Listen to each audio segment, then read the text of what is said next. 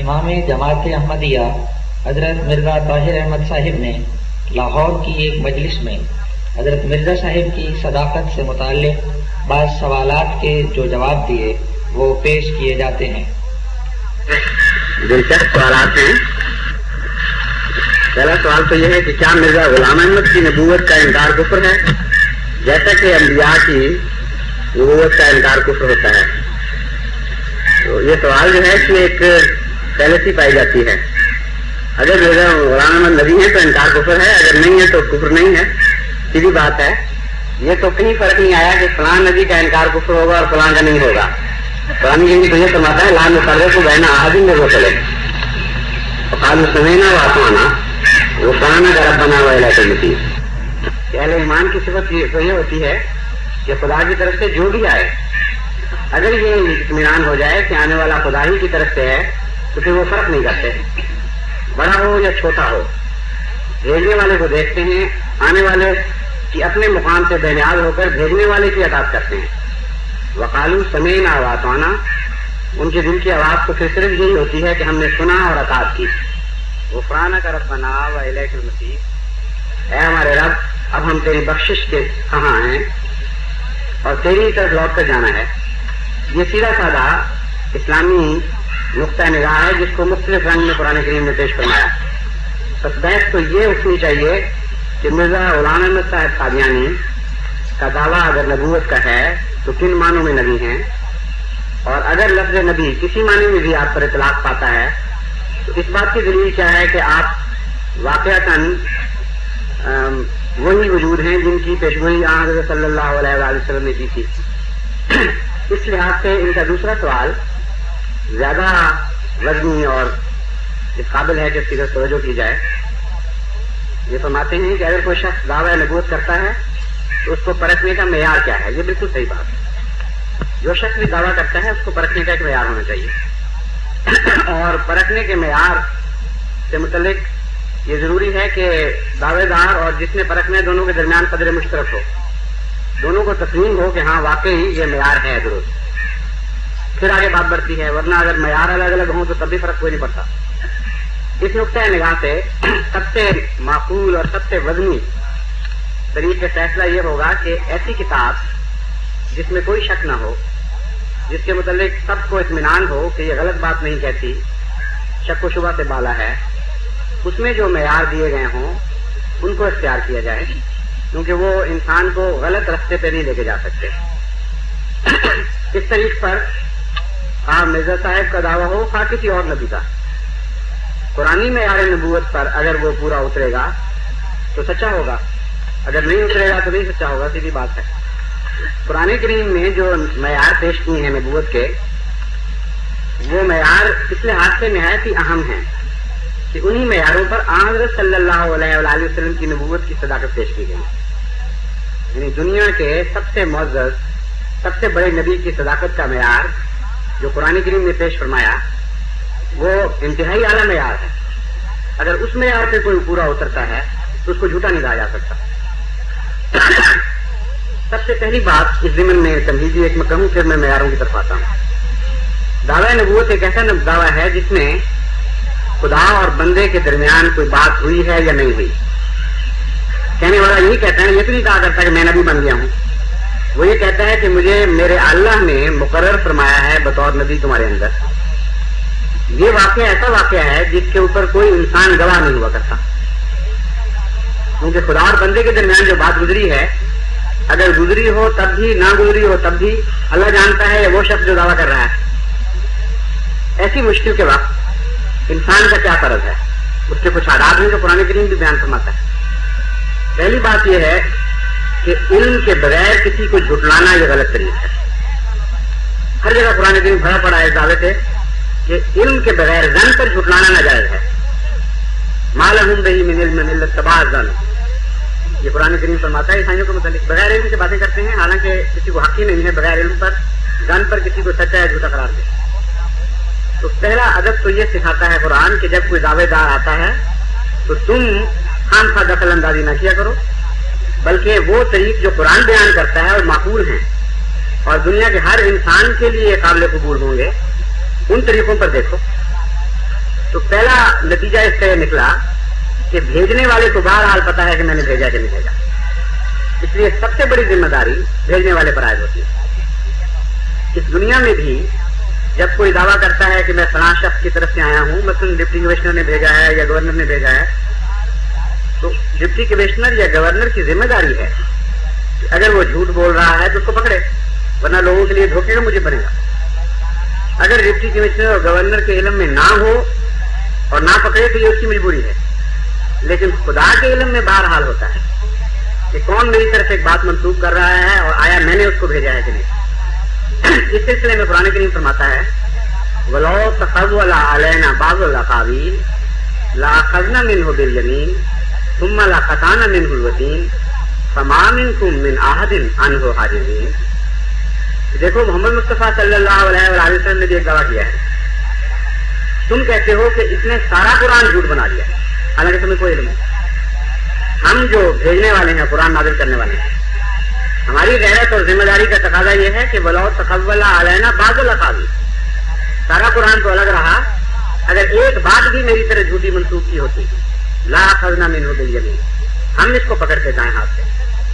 یمین دائیں ہاتھ کو اس لیے کہتے ہیں کہ یہاں رسول اللہ سے یمین اس لیے استعمال ہوا ہے کہ دائیں ہاتھ قوت کا نشان ہے، اس کی قوت کی رگ پر ہاتھ ڈال دیتے ہیں، اس کی ساری قوتوں کے سرچشمے کو پکڑ لیتے، پھر کیا کرتے ثم لقطعنا منه الوتين، اور اس کی رگے جان کو کاٹ ڈالتے، یعنی اس کو بالکل تباہ و برباد کر دیتے۔ فما منکم من احد عنہ حاجزین، پھر تم میں سے کوئی نہیں ہے جو میرے اور اس شخص کے درمیان حائل ہو سکتا۔ یہ وہ معیار ہے جس کو جماعت احمدیہ کہتی ہے کہ اگرچہ آن حضرت صلی اللہ علیہ وآلہ وسلم کو مخاطب فرما کر یا کفار کو مخاطب فرما کر آپ کے متعلق کہا گیا، لیکن اگر یہ یونیورسل معیار نہ ہوتا تو کفار پر حجت تمام ہو ہی نہیں سکتی۔ کفار پر اس دلیل سے حجت تبھی تمام ہو سکتی ہے اگر کفار مکہ کے نزدیک یہ بات کی ذات ہی معقول ہو کہ ایسا ہونا چاہیے۔ اگر ہونا نہیں چاہیے ایسا تو پھر معیار اسلام کس طرح بن گیا؟ تو اس میں ایک عقلی حکمت ہے گہری، کہ وہی بات جو میں نے تنویراً بیان کی تھی کہ خدا یہ بیان فرمانا چاہتا ہے کہ تم میری خاطر غیرتیں دکھا رہے ہو کہ خدا نے نہیں بھیجا، اس جھوٹے کو ہم تباہ کرتے ہیں، اور مجھ پر یہ اتہام لگا رہے ہو کہ میں گویا بے غیرت ہوں، میرے اوپر الزام لگا رہے کوئی اور میری پرواہ کوئی نہیں۔ بالکل جھوٹ ہے، میں زیادہ ذمہ دار ہوں اس بات کا کہ میں اپنی طرح جھوٹ منسوخ کرنے والے کو پکڑوں، اور پکڑتا ہوں، اور ایسے سلسلوں کو تباہ و برباد کر دیتا ہوں جو اس قسم کی جھوٹ پر قائم ہے۔ یہ دعویٰ تھا۔ چنانچہ اس دعوے کے بعد آن حضرت صلی اللہ علیہ وآلہ وسلم دشمنوں کے علی الرغم، ان کی مخالفتوں، ان کی تکلیفوں کے باوجود بنتے رہے، بڑھتے رہے، پھیلتے رہے، پھولتے رہے، پھلتے رہے، اور کوئی اسلام میں حائل نہیں ہو سکا، بجائے یہ کہ خدا پکڑے۔ جب حضرت مرزا صاحب نے دعویٰ کیا، پہلے تو میں یہ بتا دوں کہ آپ کا دعویٰ آزاد اور مستقل نبوت کا دعویٰ نہیں ہے۔ آپ کا دعویٰ یہ ہے کہ حضرت محمد مصطفیٰ صلی اللہ علیہ وآلہ وسلم آخری صاحب شریعت نبی ہیں، آپ کا دین قیامت تک جاری رہے گا، آپ کا سکہ ہمیشہ ہمیش کے لیے چلے گا، کوئی نہیں جو آپ کے حکم کو بدل سکے، اور آپ کی غلامی میں امت کی اصلاح کے لیے اور غیر دینوں میں اسلام کے غلبہ نو کے لیے جس وجود نے آنا تھا میں وہ ہوں، اور اس حیثیت سے میرا دعویٰ مطیع نبی کا ہے، امتی نبی کا ہے، غلام نبی کا ہے، آزاد مستقل صاحب شریعت نبی کا دعویٰ نہیں۔ جب آپ نے یہ دعویٰ کیا تو بہت سے لوگوں نے مختلف قسم کے اعتراض اٹھائے۔ آپ نے دلائل میں سے ایک یہ دلیل پیش کی جو میں نے بیان کی، اس پر کہنے والوں نے یہاں تک بھی کہا کہ تم تو انگریز کے لگائے ہوئے پودے ہو، تم کہتے ہو میں خدا کا لگایا ہوا پودا ہوں، یہ تو خام کا قصے ہیں، کہانیاں ہیں، ہمارا علم یہ ہے کہ تمہیں انگریز نے خود کاشت کیا ہے، اور چونکہ خود کاشتہ پودے ہو اس لیے اس بحث کا سوال ہی نہیں خدا نے بھیجا کہ نہیں ہم تمہیں برباد کر کے دکھائیں گے۔ اس کے جواب میں حضرت مسیح موعود علیہ الصلوۃ والسلام نے ایسے علماء کو اس چیلنج دیا۔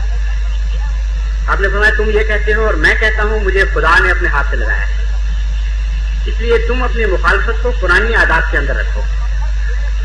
اگر انگریز کا لگایا ہوا پودا ہوں تمہارے نزدیک، تب بھی قرآن کریم گالیاں، جھوٹ اور افتراء اور گھٹیا مخالفتوں کی اجازت نہیں دیتا۔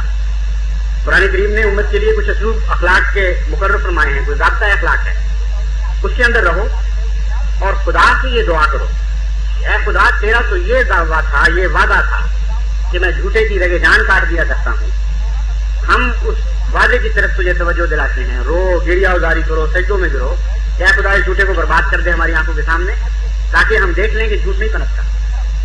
یہ آپ نے اعلان کیا اور ساتھ ہی یہ دعویٰ کیا کہ تم سجدوں میں اپنی پیشانیاں رگڑ دو، روتے روتے تمہاری پلکیں جھڑ جائیں اور آنکھوں کے حلقے گل جائیں، مگر خدا کی قسم میں لازماً پھلوں گا اور پھولوں گا اور تمہاری آنکھوں کے سامنے بڑھتا رہے گا یہ سلسلہ، کیونکہ مجھے خدا نے اپنے ہاتھ سے لگایا ہے اور میں انگریز کا لگایا وہ خود کاٹتا پودا۔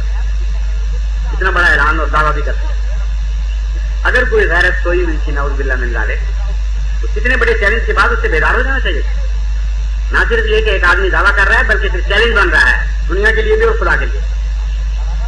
وہ واقعہ ہوا، بے حد مخالفتیں ہوئیں، تمام دنیا میں کفر کے فتوے لگے، احمدیوں کو جلایا گیا، ان کے مال لوٹے گئے، ان کی طلاقیں دلوائی گئیں غیروں کی طرف سے، گھروں سے نکال دیا گیا، شہید کیے گئے، لیکن ہر مخالفت کے بعد جماعت بڑھنے لگی اور پھولنے لگی، پھیلنے لگی، اور ایک بھی مخالفت ایسی نہیں آئی جس نے اس کو چھوٹا کر دیا۔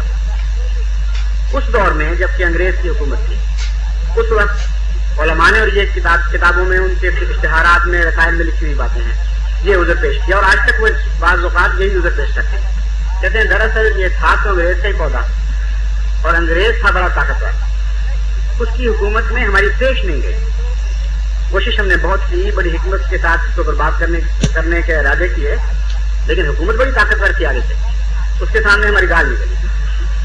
حالانکہ اس آیت کا جو آخری ٹکڑا ہے اس طرف نظر کرنی چاہیے تھی ان کو۔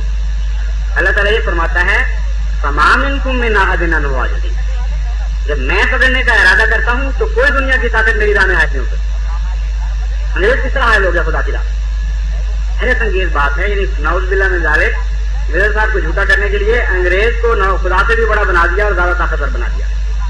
مگر اللہ تعالیٰ کی تقدیر ہمیشہ اس طرح کام کرتی ہے کہ ایک عذر جب پیش کیا جاتا ہے تو اس کو توڑ دیتا ہے، ایک اور عذر کے لیے موقع پیدا کر دیتا ہے۔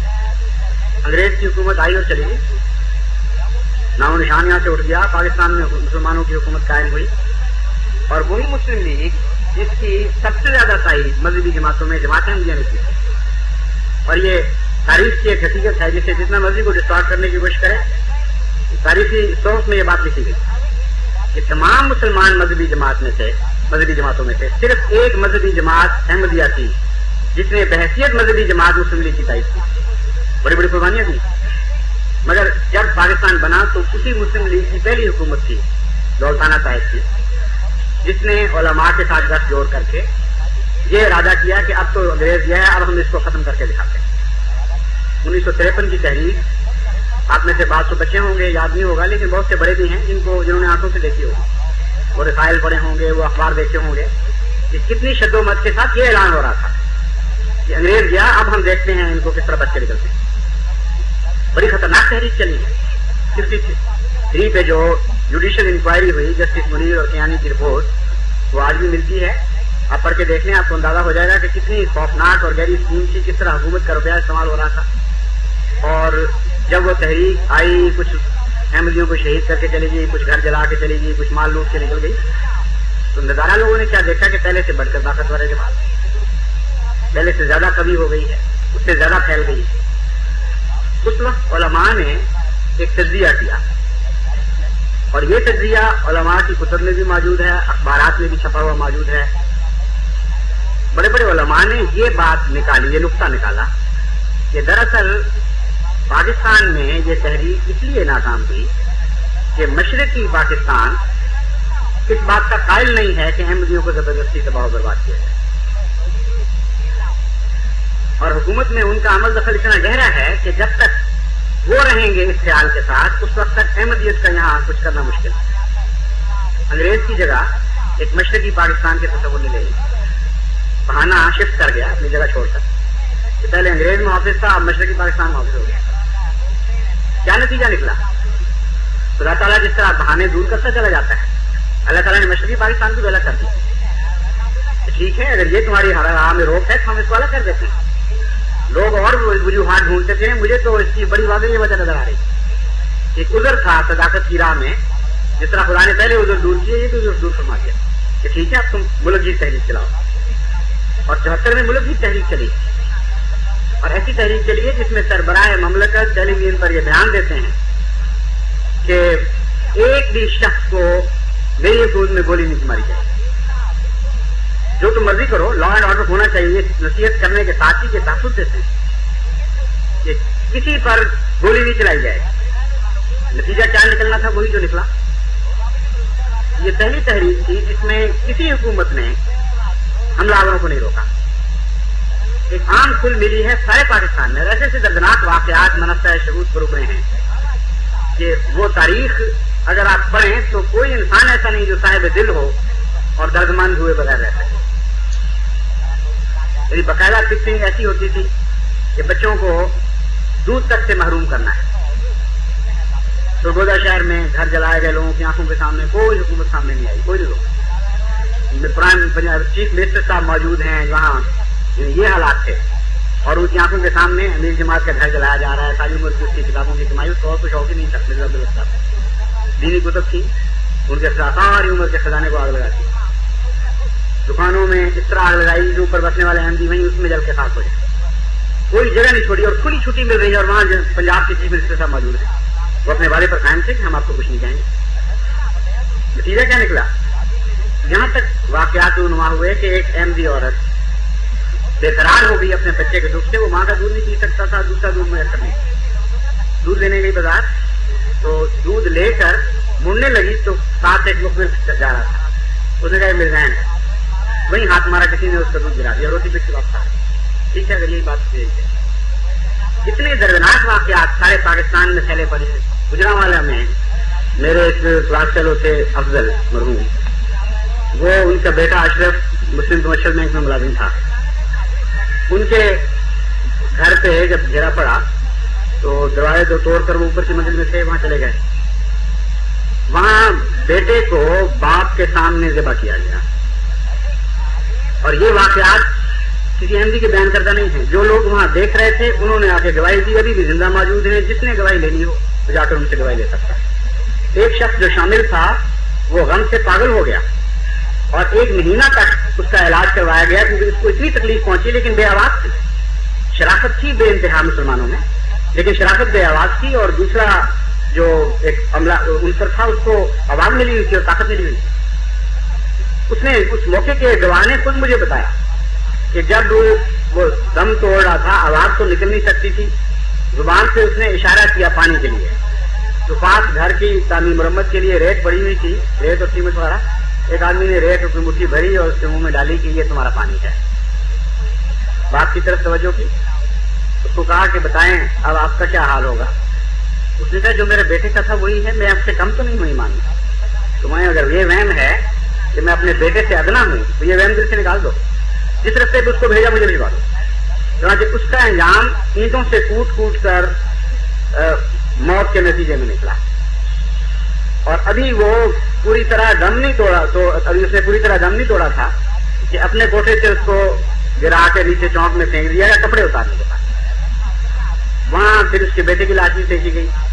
8 گھنٹے تک وہ ننگی لاشیں وہاں پڑی رہیں کہ احمدیت کو مٹایا جا رہا ہے. کہاں مٹایا احمدیت کو؟ چند لوگ شہید ہوئے, چند باپ گئے, چند بیٹیاں گئیں, چند عورتوں کے سر سے پردے اترے ہیں, کپڑے اترے ہیں, چند لوگ یتیم ہوئے ہیں, مگر احمدیت تو زندہ رہی.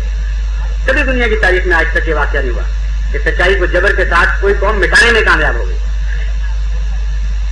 اس وقت کون تھا انگریز, کون سا مشرقی پاکستان تھا جس نے سہارا دیا ہوا تھا احمدیت کو؟ سوائے اللہ کے کوئی سہارا نہیں تھا. اور یہ خدا کی تقدیر کام کر رہی تھی. لو تقول علینا بعض الاقاویل لاخذنا منه بالیمین ثم لقطعنا منه الوتین فما منکم من احد عنہ حاجز. اگر ہمارا کاروبار ہے تو پھر ہم جانتے ہیں, جب ہم پکڑنے کا ارادہ کرتے ہیں کوئی میری راہ میں حائل نہیں ہوتا. ایک یہ طریق ہے جو قرآن کے مطابق ایک پیمانہ ہے صداقت کا. قرآن کریم ایک ایسی عظیم شان کتاب ہے کہ نبی کی زندگی کے ہر حال پر حاوی ہو کر دلائل اور کسوٹیاں پیش کرتی چلی جاتی. ایک کسوٹی یہ ہے کہ نبی کے اپنے ذاتی کردار کے متعلق جب وہ دعویٰ کرتا ہے, قوم کا کیا حق ہے, کیا مطالبہ کرے, اور نبی کا کیا فرض ہے وہ کیا پیش کرے.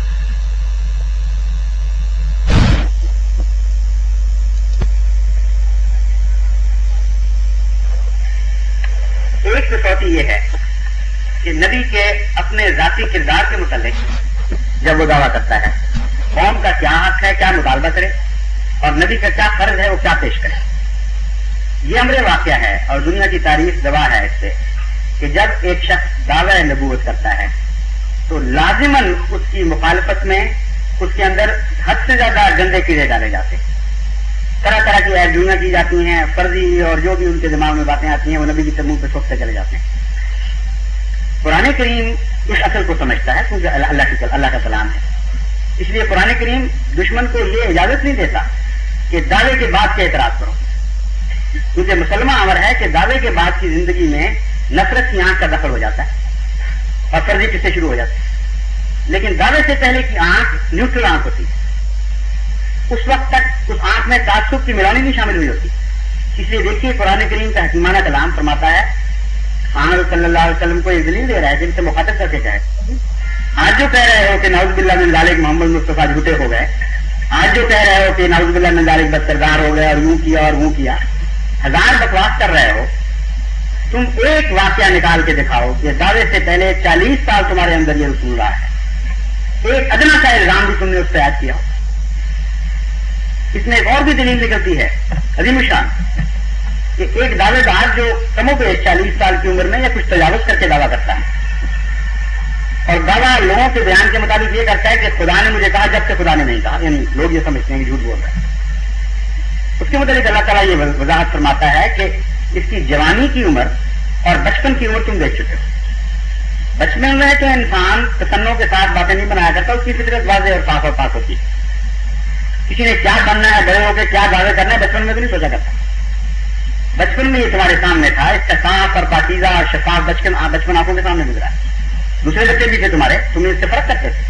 جب خانہ کعبہ کی تعمیر نو ہوئی اور کفار مکہ مشرکین مکہ کے درمیان ایک بڑا اختلاف پیدا ہو گیا.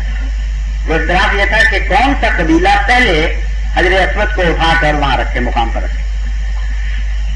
اور قریب تھا کہ خانہ جنگی شروع ہو جاتی، کیونکہ عرب بڑے باغرت لوگ تھے، چھوٹی چھوٹی باتوں کو خوب لگتے تھے.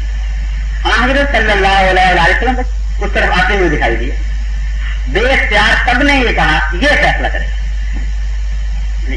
بے لاگ اور بے لوک ڈیوائس اس کو کہتے ہیں کہ جب ابھی دعویٰ نہیں کیا اور اس وقت لوگوں پر یہ تعصب تھا کہ یہ انتہائی شریف اور پاک باز انسان ہے، اور پھر واقعتاً آپ کے سامنے مسئلہ پیش کیا اور حضور اکرم صلی اللہ علیہ وسلم نے جو فیصلہ فرمایا وہ سنیے. آپ نے ایک چادر اپنی اتار دی اور وہاں بچھا دی اور کہا سارے اس کا پلو پکڑ لو، میں اٹھا کے حجر اسود بیچ میں رکھ دیتا. آپ نے بیچ میں حجر اسود رکھا اور سب نے پلو اٹھایا اور آپ نے اٹھا کے وہاں پہ پھر وہاں خانہ کعبہ کے مقام پہ رکھ دیا. اور لوگوں کو یہ نہیں پتا لگا کہ اس نے ایک عظیم شان پیشگوئی بھی تھی. اصل متولی تو یہ ہے خانہ کعبہ کا. چادر تم پکڑی رکھو، پتھر اٹھانے کی اسی کو توفیق ملے گی اور پتھر رکھنے کی بھی اسی کو توفیق ملے گی. مگر یہ ضمنی بات تھی، ان کا اعتماد اس درجہ تھا، اس درجہ اعتماد تھا کہ وہ کہتے تھے صدیق اور امین، یہ نام رکھے گئے تھے. اور صدوق بھی کہتے تھے، یعنی حد سے زیادہ سچ بولنے والا.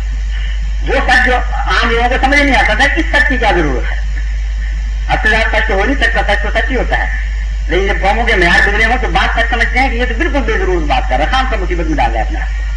ایسے شخص کو صدوق کہہ دیتے تھے. تو حضرت صلی اللہ علیہ وسلم ان کے لیے امین بھی تھے، صدیق بھی تھے، صدوق بھی تھے. تو خدا تعالیٰ یہ فرماتا ہے کہ وہ دور جو 40 سال کا دور ہے اس میں پھر جوانی بھی آئی.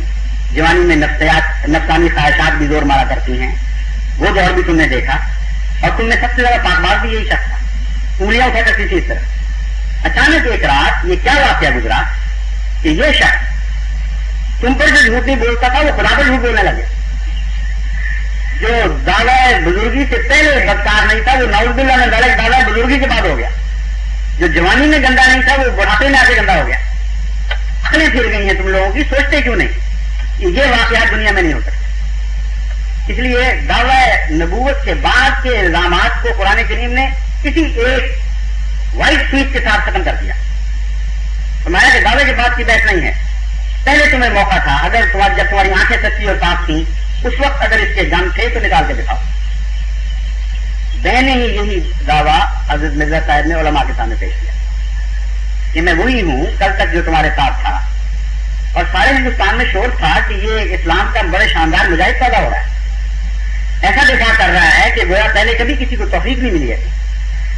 وہی مولوی محمد حسین صاحب بٹالوی جنہوں نے بعد میں یہ اعلان کیا کہ میں نے اس کو اٹھایا تھا اور میں اس کو گرا کے دکھاؤں گا، وہ کہتے ہیں کہ یہ وہ شخص ہے کہ 1400-1300 سال سے آج تک اسلام کے دفاع میں ایسا شاندار وجود پیدا نہیں. وہ 1300 سال کہہ رہے ہیں، یہ غور طلب بات ہے کہ جس نے قلمی، لسانی، عملی، مالی، فعلی اور قولی ایسی عظیم قربانی کی ہو، اور اس طرح تمام دنیا کے خلاف یہ اسلام کے لیے جہاد کا جھنڈا لے کر چوترفا گھوم گیا ہو، ہر مذہب کے خلاف چلا ہے.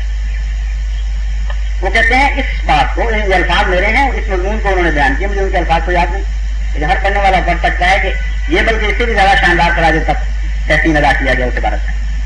سماتے ہیں اگر کوئی اس بات کو ایشیائی مبالغہ سمجھے تو میں کہتا ہوں کوئی نظیر لا کے دکھائے تاریخ اسلام. آج جو یہ کہہ رہا ہے شخص کل کہتا ہے وہ اس جیسا تو بدکار اور جھوٹا اور بے ایمان کبھی پیدا نہیں ہوا. یہ ایک دوسرا منظر ہے جو اچانک سامنے آ جاتا ہے. قرآن کریم کہتا ہے کہ پہلے کی زندگی میں جب تم داغ نہیں ڈالتے تھے، نہ ڈال سکتے تھے، تو اب تو دعویٰ کر دیا. دعوے کے بعد تو انبیاء کی تقدیر یہی ہے کہ ان کے اوپر ان کو گالیاں دی جاتی ہیں، ان پر قسم کی ایذا پہنچائی جاتی ہے. اس تقدیر سے نہ پہلے کوئی بچہ نہیں بچ سکتا. اس دلیل کے اوپر آپ غور کریں ایک اور بات پر تو حیران ہو جائیں گے کہ انسانی نفسیات اس بات کو رد کرتی ہے کہ اس قسم کا آدمی جھوٹا دعویٰ کرے. واقعہ یہ ہے کہ دعوے اس لیے کیے جاتے ہیں کہ انسان کوئی مزید ٹوٹلی پاپولیرٹی حاصل کرے یا کوئی گین کرے مالی دنیا کا. اس لیے دعوے نہیں کیے جاتے جھوٹے کہ جو کچھ حاصل ہے وہ بھی کھو دیں. انبیاء کی تاریخ باقی سب سے اس طرح سے ممتاز ہے کہ ہر نبی کی تاریخ میں یہ واقعہ ضرور گزرا ہے کہ اس نے اپنے دعوے کے نتیجے میں اپنی ساری پاپولیرٹی کھو دی. وہ پولیٹیکل لیڈر نہیں تھا کہ جس نے سوچا کہ میں اس طریقے سے زیادہ پاپولر ہو جاؤں گا. بعض پولیٹیکل لیڈر سوچتے ہیں تو غلطی بھی کر جاتے ہیں.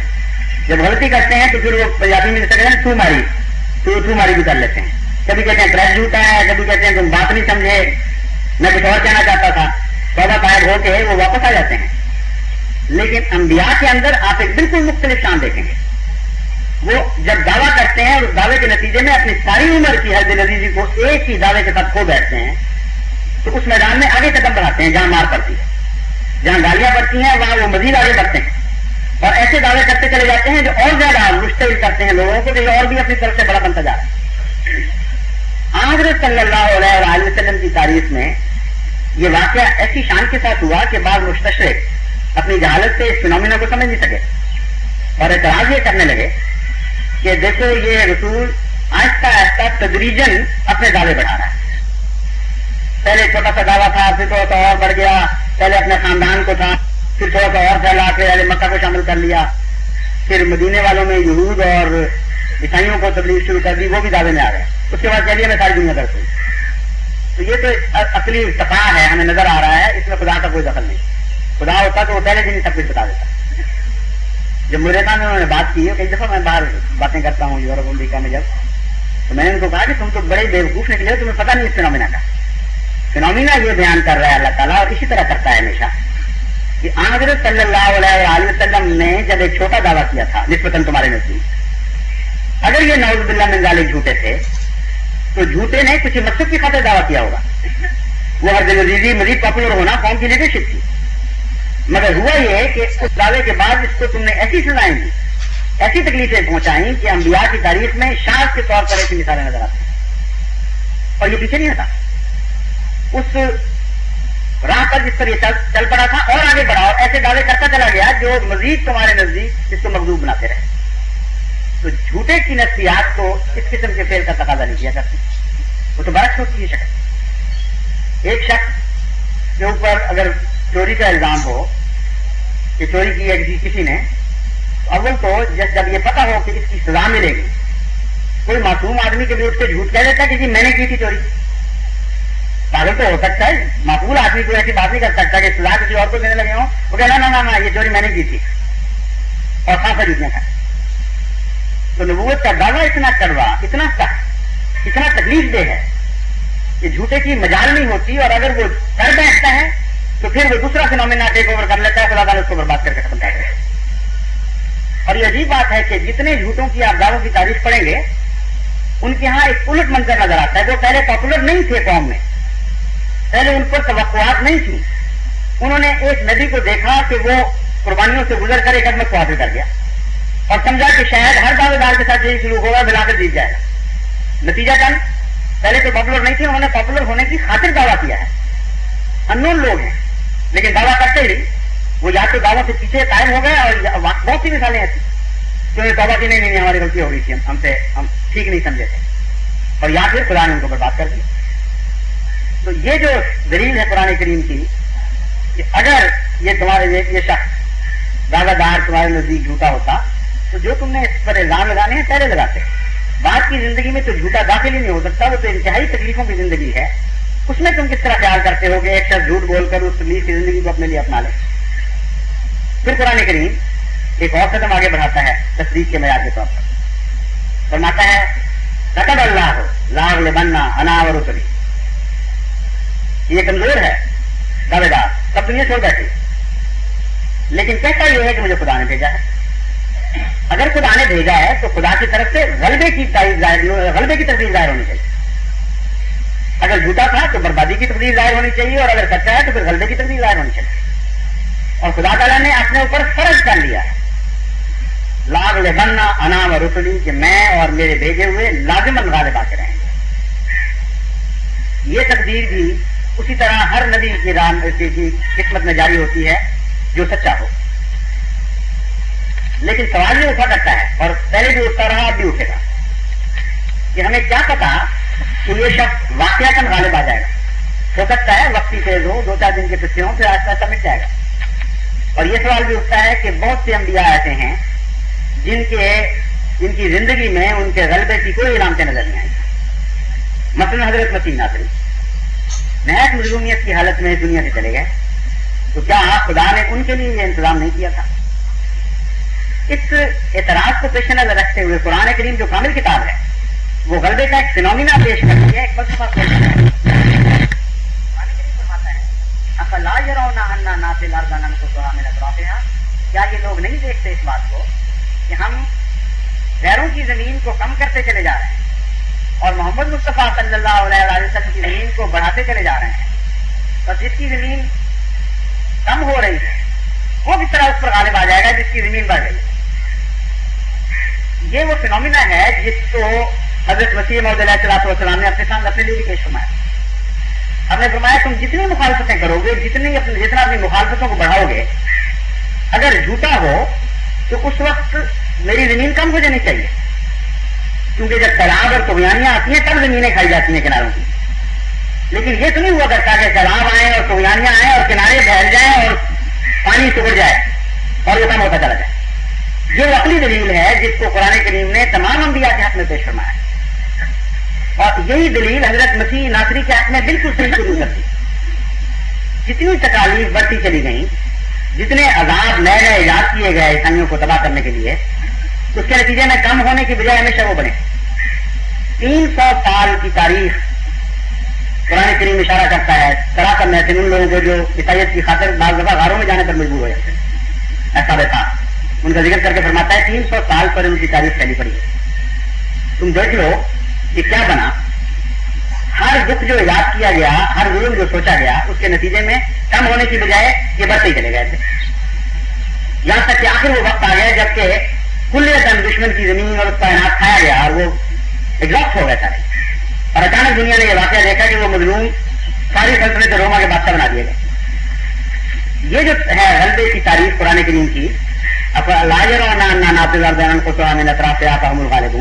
یہ جماعت کے اوپر آیت کر کے دیکھ لیجئے، کیا یہ اس پر پوری اترتی ہے؟ بالکل اسی طرح جس طرح حضرت مسیح علیہ السلام کے ماننے والوں کے ساتھ سلوک ہوا تھا، مختلف وقتوں میں جوش آئے ہیں، لہریں اٹھی ہیں اور نئی نئی چیزیں ایجاد ہوئی ہیں۔ اس طرح نہیں ابھی اس طرح مارے جائیں گے، اس طرح پکڑے جائیں گے، ان کو نوکریوں سے الگ کر دو، ان کو کی کوچ سے ہٹا دو، ان کے حقوق ختم کر دو، ان کو مجبور کرو کہ اپنے منہ سے رسول اللہ صلی اللہ علیہ وسلم کا انکار کریں، ورنہ ان کو ان کے اوپر تعزیر لگاؤ۔ یہی مطالبے ہیں نا سارے، قبریں اکھاڑ کے پھینک دو، پھر دیکھیں گے کہاں تک یہ اہمیت کو قائم رکھتے ہیں۔ ابھی حال ہی میں بڑے شان سے جنگ میں خبر شائع ہوئی ہے کہ فلاں جگہ اتنی عظیم شان فتح ہوئی ہے کہ ان کے 21 دن کے ضرور مردے کو مسلمانوں سے قبروں سے اخاڑ کے وہ مارا طالب آ گیا انا للہ خدا فرماتا ہے کہ یہ ساری چیزیں بیکار جائیں گی. وہی اسلوب جیتے گا جو محمد مصطفیٰ صلی اللہ علیہ وسلم کا اسلوب ہے, وہی اسلوب جیتے گا جو تقویٰ اور دیانت کا قربانی کا اسلوب ہے. تاریخ پر تاریخ کھولتا چلا جاتا ہے قرآن کریم اور فرماتا ہے ہمیشہ ان ہتھیاروں کے مقدر میں شکست پر شکست لکھی گئی اور مظلومیت کے مقدر میں جو حق پر ہو فتح پر فتح لکھی جاتی اور کوئی اس راہ کو بدل نہیں سکتا. مسیح کا ذکر ہوا تھا. جو لوگ آپ میں سے تاریخ جانتے ہیں ان کو معلوم ہوگا کہ ایسے ایسی ایجادیں کی گئی مسیحیت کو ختم کرنے کے لیے کہ بعض موقعوں پر کہا گیا کہ یہ مثلاً ڈائیکلیشن ایک بڑا مشہور رومن بادشاہ تھا, بڑا اس کا دماغ تیز تھا. اس نے کہا اس طرح تو لوگوں کے اندر رد عمل ہوتا ہے اگر مذہبی مخالفت کریں, ان کی پولیٹیکل مخالفت ہونی چاہیے. اور اس نے کہا کہ یہ لوگ وفادار نہیں ہیں, وفادار شہری نہیں ہیں, یہ لوگ ایجنٹ ہیں دوسروں کے, اس لیے ان کی سزا یہی ہے کہ ان کو گھروں سمیت زندہ جلا دیا جائے. 264 سے 68 میں غالباً 68 میں یہ واقعہ ہوا ہے. حضرت مسیح کو گزرے ہوئے 268 سال گزر چکے تھے, ابھی تک کمزوری کی بجائے یہ حالت تھی اور ہزار مسیحیوں کو زندہ آگ میں جلا دیا گیا.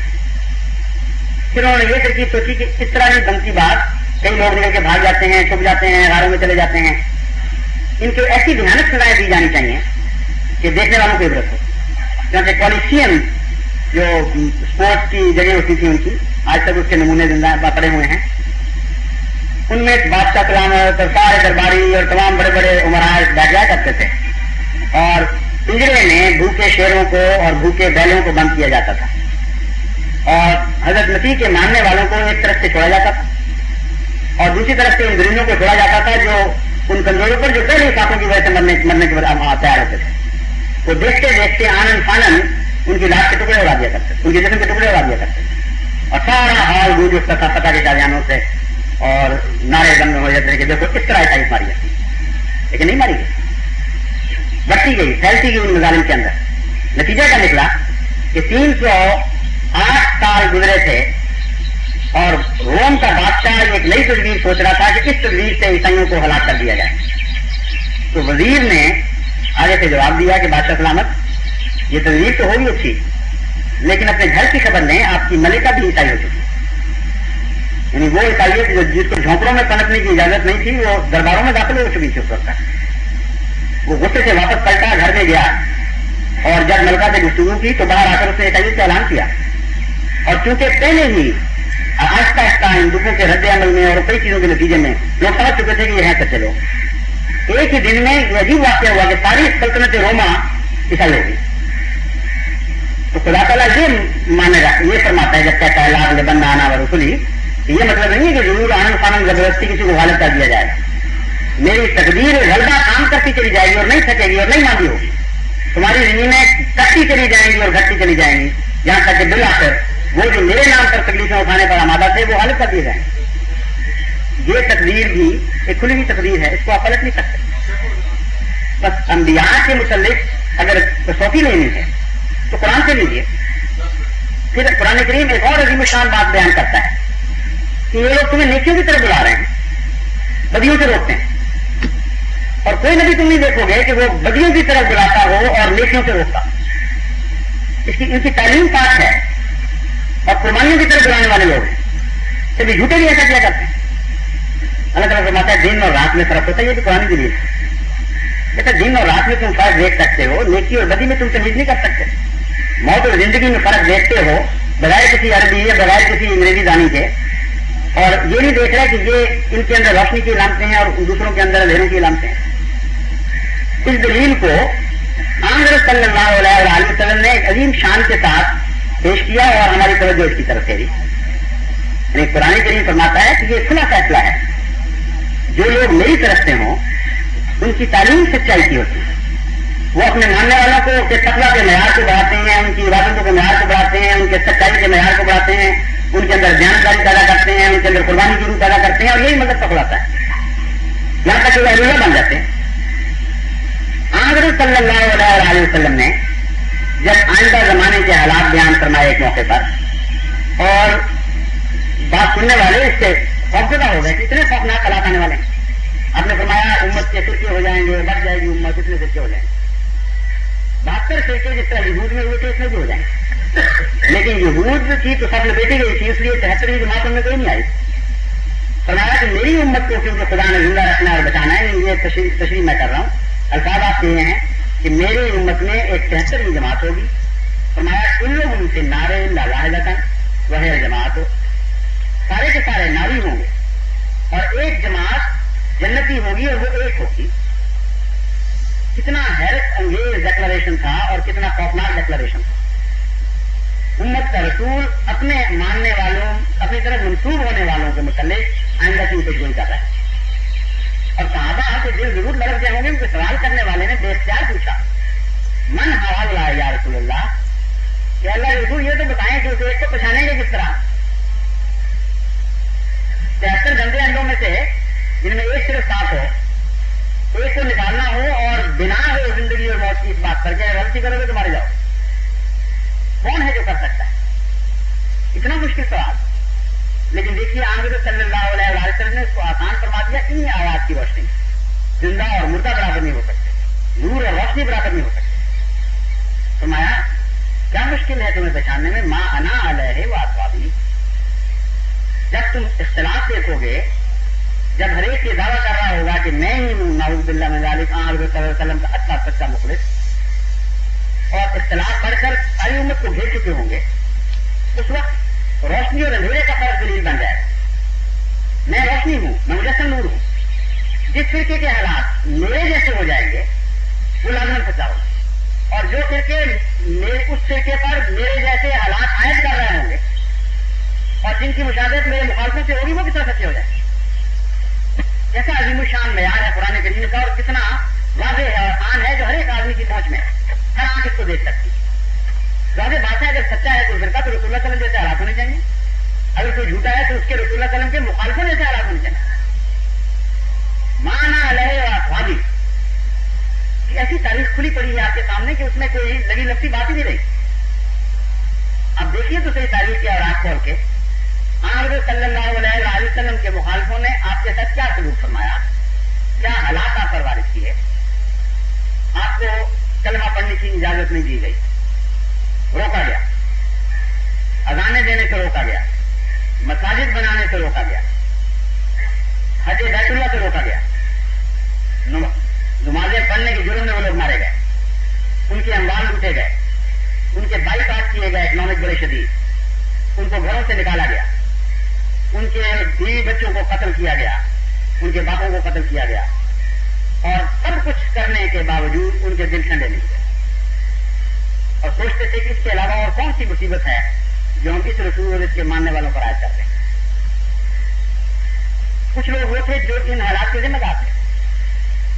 اس کی شکل حضور صلی اللہ علیہ وسلم سے مل رہی ہے اور کس کی نہیں مل رہی.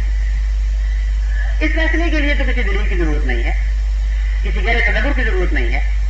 اندھیرے اور روشنی برابر نہیں ہوا کرتے, اس وجہ سے کہ کوئی انسان آگے بند کر لے اور لازماً اپنی ذات پر اندھیرا عائد کر لے.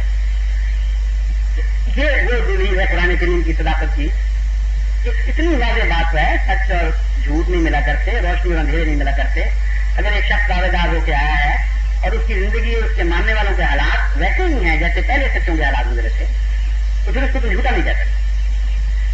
اور جھوٹ کی خاطر یہ ساری مصیبتیں, اور نیکی پھیلانے کی خاطر یہ ساری مصیبتیں کہ نماز پڑھنی ہے جو مرضی کر لو, چلو ہم نے کیا نہیں کہنا جو مرضی کر لو, ہم نہیں انکار کریں گے رسول اللہ صلی اللہ علیہ وسلم کا, قتل کر دو, لوٹ لو, معلوم کر دو, نوکریوں سے کیا فرق پڑتا ہے. یہ اقتدار ہو جس جماعت کا, اس کے مطلب یہ کہا جائے کہ یہ اندھیرا ہے اور دوسرے روشنی. اس کا فیصلہ خدا کرے گا, اگر آپ نہیں کریں گے تو اللہ کرے گا. یہ وہ معیار ہیں چند قرآن کریم کے جو پوچھا گیا کہ وہ کسوٹی کیا ہے سچائی کی, جو میں نے پیش کر دی ہے. آپ دوستوں کے سامنے اس پر غور کریں اور دعا کریں اللہ تعالیٰ اگر یہ سچائیاں ہیں تو ہدایت عطا فرمائے.